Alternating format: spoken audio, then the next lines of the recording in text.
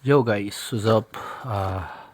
So today is the day that we're going to build this one, and yeah, just stay tuned na lang for kung ano yung magiging result.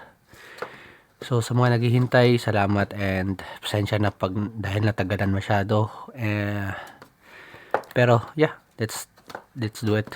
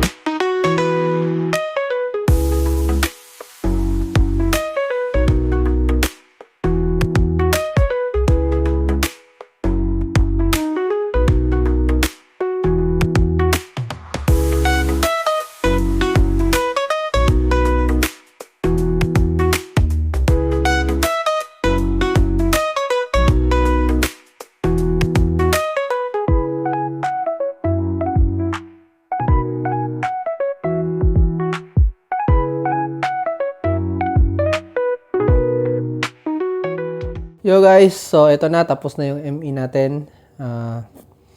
Ito na yung buong build niya. Okay, so ito na siya. So sa mga nanonood ng video ko, I'm pretty sure medyo familiar kayo sa sa auto tsaka sa build. Kasi ito na build talaga guys ay galing siya mismo ng sa MA ko. So, eto, build. So, sa mga gustong mapanood, ito siya. So, titigan nyo na lang ng gusto. Ito sa side. Okay, ano ka muna. Yan. Okay. Ito yung sa likod, sa rear. But don't worry guys, i-explain ko pa isa-isa. Okay? So, bago ako nito ng build guys, ay nagbasa muna ako ng mga iba-ibang comments regarding sa mga unang naka-build ng ME. So dito sa Japan, I found out na may mga area siya na medyo babasagin. May nakita na kasi ako na nabasagan dito sa may nakita din ako nabasagan dito na part sa kabitan mismo. At the same time dito sa front. So yun ang mga nakikita ko. Okay, so for the build, explain ko lang muna yung sa front. So sa front guys, gumamit ako ng rollers na 9x8 rollers and then bearing na 9mm. And gumamit ako ng cap screw as usual. And also, dito sa plates, gumamit ako ng dalawang FC, pinagdugtong ko. And for the as usual, yung ginamit ko guys na pang down thrust ko, dito ko kinukuha. Alam niyo naman siguro yun na dito ko palagi kinukuha yung pang down thrust ko. Even sa main con auto na FMA, dito ko kinukuha. Okay, so dito na down thrust guys ay ang nilagay ko dito ay explain ko lang ha. Kasi yung kung napapansin nyo guys, hindi ako nag-bumperless dito sa front. For the reason, pag nag-bumperless kasi ako guys, siguro sa tingin ko lang guys, based on eye test lang to guys ha. Kasi tinitingnan ko ng husto, sinisipat ko ng husto yung chassis kasi bago ko siya buuhin. Pag nakalagay kasi yung pag nakalagay yung bumper niya, somehow parang nakukuha niya totally yung buong down thrust ng chassis. Pero pag parang natanggal yung bumper niya, para bang I'm not so sure kasi based on eye test lang kasi sa yung inano ko eh.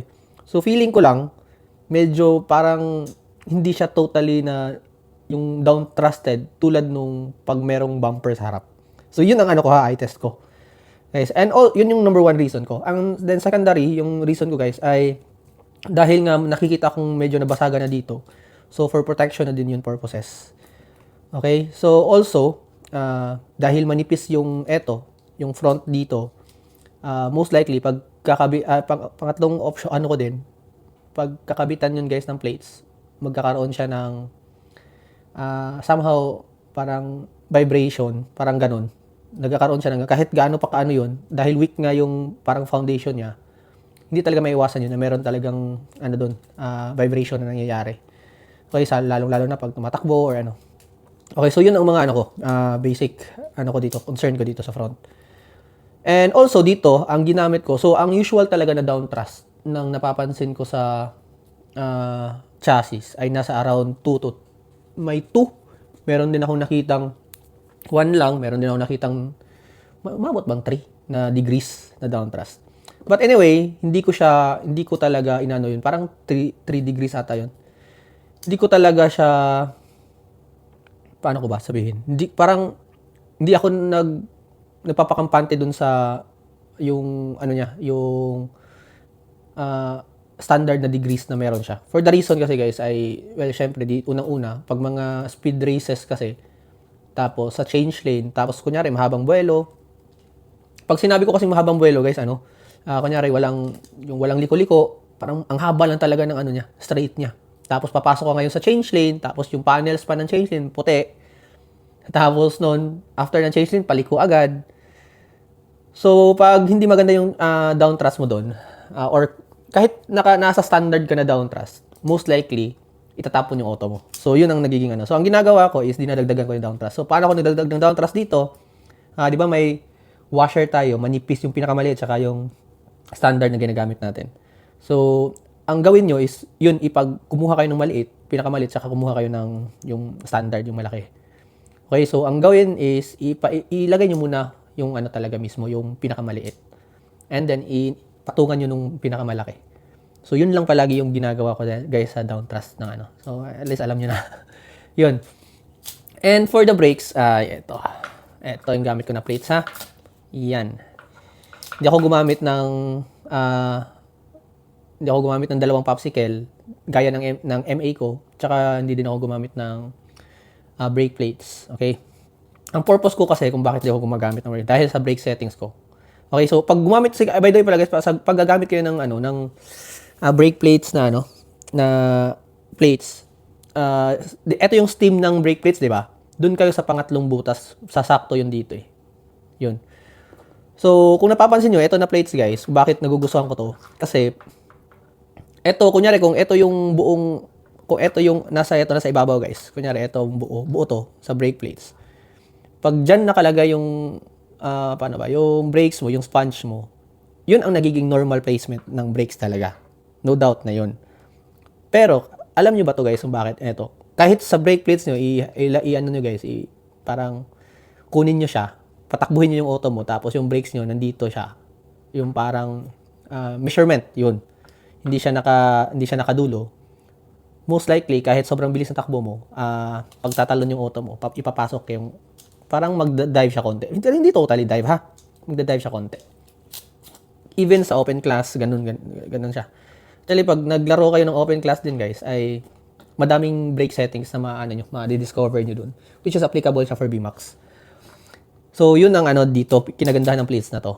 And also, syempre, if in case lang, dahil nga yung yung hatak ng auto ko, nandito na siya galing mismo yung plates. So, parang naka-early, hindi siya naka-early, parang, hindi early brakes. Para siyang, paano ko ba sasabihin? Late braking na early yung positioning. Yon ganito. Okay? Tapos, dahil nga yung hatak ko nga, ng brakes ay andito na, pag kunyari lang, gusto ko siyang i-adjust pa na maging late braking na parang, yung gusto ko pang paano ko ba, yung kunyari mataas yung talunan, sobrang taas ng talunan, tapos lagay na natin one racer. Tulad nung nalaroan ko, meron kaming nilaroan na may cut jump, mataas yun, galing sa parang dalawang palapag something. Tapos cut jump, yung babagsakan is yung one receiver, tapos half wall yung receiver, yung panels na yun, half wall siya. Nakakat siya into half wall, I mean. Yung walling ng panels. So doon, kailangan ko talagang sumubsob konti. Okay? So yun. And also, dahil nga ganito yung style ng brakings ko, kaya nagiging effective to, yung hammer ko sa likod. Kasi pag talon niya, pag susubsob siya, tataas aangat to. Okay? Pag angat niya, babagsak naman siya. So to neutralize the position ng auto. Okay, so yun ang explanation ko dito sa ko. So kaya ako pag nabibuild kayo guys, might as well you try also to you build na yung bang may purpose. Kung bakit ganun yung build mo. Okay? Sa rollers, hindi ko na kailangang sigurong i-explain masyado kasi I'm pretty sure alam niyo na kung bakit may 19 or Okay, so most likely yun nga. Aside na goods siya for technical, at the same time, cornerings, okay din. Okay, so yun. And also, nag-isip-isip talaga ako kung meron ba akong gagawin dito sa side. But, unfortunately, wala talaga akong pwedeng magawa na dito. Na ibang, kasi nagbabalak ako kung pwede ko ba siyang gawing reinforcement or something, pero wala. Yun lang talaga, yung niya. So, no choice tayo dito pag if in case tumama to. Kasi, ang kinaanuhan kasi nito guys, ito yung problema minsan sa manipis, tapos stiff siya na plastic. Kasi once pag tumama ng malakas, yung stiff na to na portion, tapos manipis pa siya, malaki yung chance na magka-crack talaga agad siya. Kaysa dun yung, kunyari, medyo a little bit flexible yung yung parang plastic niya. Kahit tumama yun ng tumama, hindi siya basta-basta yun magka-crack agad. Dahil nga medyo may pagka-flexible yung materials. So, yan. And dito, gumamit din ako ng 30mm dito ha. Guys ha, 30mm, then 30mm ng screw. Okay? And what else? Okay, dito sa likod tayo. Sa likod is ganito. Okay, tingnan nyo na lang yung Okay, okay guys, dahil gumamit ako ng 9x8. So, ang ginawa ko dito sa likod, instead na the usual, na ito yung parang palatandaan ko, itong center of diameter, parang dapat ito ay naka-inline, or basta ganun, naka-inline. So, ang ginawa ko, dahil naka 9x8 ako, binaba ko siya konti. So, andito yung naka-inline siya dito, na part ng diameter ko. Hindi siya dito. Dito siya naka-inline yung rollers ko nito. For the reason naman yun, ay dahil nga medyo to compensate yung kung ano yung rollers ko sa harap. Okay? So, hindi ko na lang masyadong i-elaborate yun. Sa next na lang na video pag maano natin. So, ngayon guys, di ba gumamit ako ng hammer? Ito na parang lantern hammer or ball race na dampers. So, kung napapansin nyo ay nasa taas yung plates ko. Ngayon, kung sa tingin nyo na, yung first contact, yung contact kasi talaga nito, yung usual na ginagamit, automatic andito yun sa baba. Pero ang ginawa ko guys, ay hindi. Kasi ang ginawa ko is parang early contact siya. So, andito siya sa plates tatama. First, dito. Ganyan siya. Tatama siya una dito. Hindi yan aabot dito sa Yan, hindi yan aabot. Ito yung first contact niya. Yung absorb. Kung napapansin nyo din, kung bakit, ito yung ko, di ba, napansin nyo ba yung mga advanced guys na advanced kit, na yung mga dampers na sa taas nila. Actually guys, effective talaga yun. Effective yun na kahit ilapag mo yun, buuhin mo yung kit na yun, ilapag mo. Kasi ginamit ko na yun guys na settings guys Ginamit ko yun sa isang parang tune, VMAX siya, pero tune motors lang ang allowed. Ang ginamitan ko pa na build ay MS. Tapos ang ginawa ko, instead to make the build complicated, ang ginawa ko, sinundan ko yung advanced na build. Which is sobrang effective niya, tsaka stable yung So same, yung yung parang gusto kong mangyari dito sa na to, ay magiging same yung, parang halos may pagkapareho yung functions ng ito ng hammer na dampers ko. All ball race, yun, mas damper. Dun sa na yun, sa sinabi ko nga yung sa advanced kit nga na So, yun. Ito yung purpose niya. And also, dahil nga, di ba, sabi ko, nababasagan yun dito. And para iwas sa bending ng plates na to, gumawa ako ng support dito, reinforcement ulit. Okay, sa ME na chassis, etong itim, makukuha niyo yan yung itim. Yung sa ME na chassis, kasama yan dun sa, basta may bilog yun na maliliit eh. Kasama yun sa mga pang bearing ano dito, yung parang dito sa wheel, nakalimutan ko lang yung pangalan. Basta kasama yan dun. So, dun mo yun makukuha kasi sobrang insakto siya dun sa ano, dyan sa distance na yan. So, yan ang ano ko. And then, ginawa ko, naglagay ako ng ano ng washer doon para yung ano naman yung lock nut ko is tatama ano naman siya magdidikit siya at saka yung washer at saka yung ano ko lock nut ko. So nagiging ano siya wala siyang ano I mean nagfa-function yung ano yung purpose ko doon na gawin siyang reinforcement. Okay? So yeah, and then sa likod sa likod. Oh, pakitingnan niyo na lang yung ano ng daway kung paano ko in-screw. Kung saan ako nag-screw banda. Okay, so yan. Okay, and then, as of now, naka 3.5 ako. Naka hyper dash to na motor. And also, ano pa ba? Ano ba dapat kong ano yun? Dito sa build? I think so far. Ay!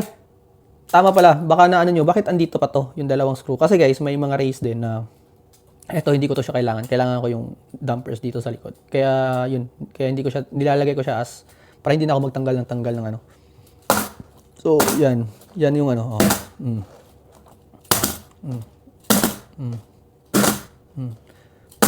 Ayan. So, naka-low friction for the purpose. Yun nga. Since malinis naman yung racetrack talaga. Madaming racetrack o racing center dito sa Japan na malinis. Kaya maganda yung low friction para sa akin. So, but if may babaguhin ako sa gulong, eto sa harap, gagawin ko siyang super hard. So, yun lang sa rear pa rin. Rear ang gagawin, papalitan ko ng gulong.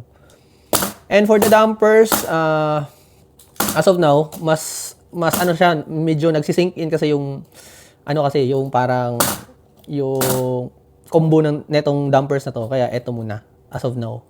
And dahil din, ganito kasi guys, ano lang ako sa inyo. Diba, yung ME ay para siyang combination ng VZ, AR for the reason nandito, tsaka MA. Pero, nung tinignan ko ng husto yung yung chassis ng ME, para siyang lightweighted na MA. Okay, hindi din siya ganun kalapad tulad ng parang sobrang lapad na flat na parang kung tatawagin natin flat-footed na chassis ng ng MA. So, parang lightweighted siya na MA, yung portion ng ng chassis. Tsaka pinaikli. Kaya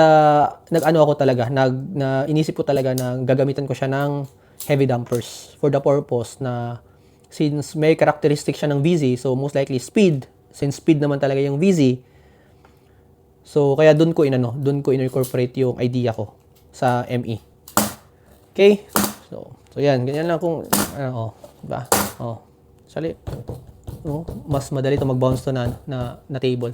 But somehow, okay naman yung bounce ng kotse. Kaya yun, okay na. So again guys, yun lang. Salamat ulit sa paghihintay at salamat sa palaging na sa suporta. Sana matest natin to as soon as possible. At as of now, ito muna yung build. And most likely sa upcoming video natin, pag may i-upload ako, baka ay natapos na natin ma-test. Basta as soon as na-test ko siya, i-upload ko lang yung kung anong reaction ng takbo ng auto. Okay, so again guys, salamat and see you for my next video. And once again, salamat sa panonood and God bless you all. Thank you and good luck.